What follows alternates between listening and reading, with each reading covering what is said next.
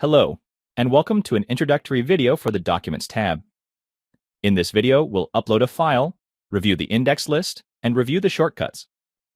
In Datasite Diligence, Acquire, and Prepare, the Documents tab works mostly the same. Documents uploaded in synchronized trackers are stored here. To navigate, use the expanding folders on the left. Folders with an outline are empty, and folders that are solid contain items. Click Upload to add files and folders. When uploading, choose Publishing and Permission settings. You have the option to keep files unpublished until you're done organizing the data room. It may take a moment for documents to process, depending on their size and complexity. Review these in the Processing section of the shortcuts. Select a document to show a panel with details and actions.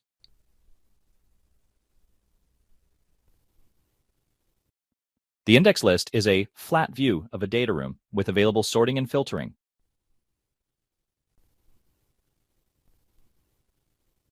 Select a role to see the access levels of users within that role.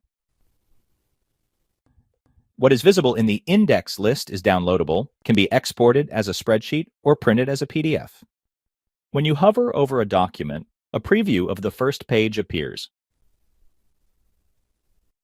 Right-click to bring up a context menu with more actions. Now, let's review the shortcuts. The New section has documents uploaded within the last 30 days. The Inbox is a place for documents emailed to the project. The Favorites section allows you to mark documents for quick access. Any documents that require attention are listed in the Action Required section. Items in the Recycle bin can be restored to the index or deleted forever.